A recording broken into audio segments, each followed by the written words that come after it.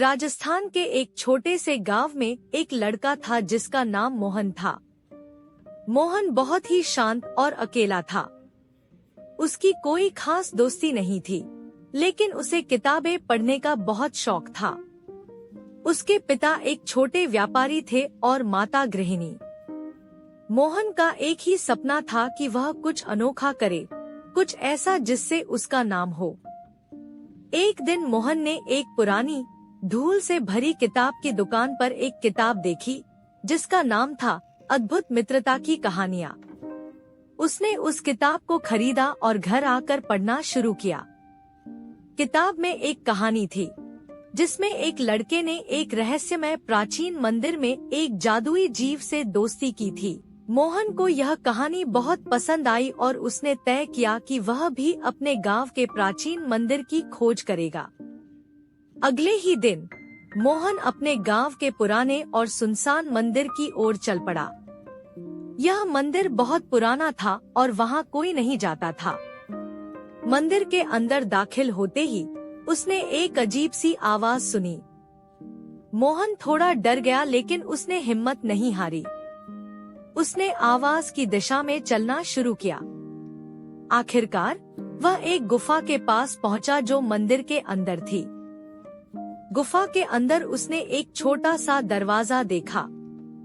दरवाजा खोलते ही एक चमकदार रोशनी से पूरा कमरा भर गया। वहां उसने एक छोटे से जादुई जीव को देखा। वह जीव हरे रंग का था और उसकी आंखें चमक रही थी। मोहन ने उसे डरते हुए पूछा, तुम कौन हो? जीव ने मुस्कुराते हुए जवाब दिया, मैं एक जादुई जीव हूँ और यहाँ सैकड़ों सालों से रह रहा हूँ। मैं इंतजार कर रहा था कि कोई मुझसे दोस्ती करे और मेरी मदद करे। मोहन ने जिज्ञासा से पूछा, मदद? कैसी मदद? जीव ने बताया कि वह एक बार एक शक्तिशाली जादूगर था, लेकिन एक श्राप के कारण वह इस रूप में कैद हो गया। श्राप को तोड़ने के लिए उसे सच्ची दोस्ती की जरूरत थी। मोहन ने उसकी बात सुनकर कहा, मैं तुम्हारी मदद करूंगा, हम दोस्त बन सकते हैं। जीव ने उसकी आंखों में सच्चाई देखी और उसने मोहन को एक जादुई पत्थर दिया। उसने कहा, इस पत्थर के माध्यम से तुम मुझे जब चाहो बुला सकते हो। हमें मिलकर इस श्राप को तोड़ना होगा।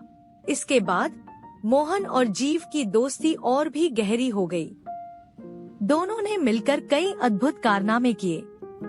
उन्होंने गांव की समस्याओं का समाधान किया, लोगों की मदद की और साथ ही साथ जीव का श्राप तोड़ने के लिए आवश्यक वस्त्र और मंत्रों की खोज की।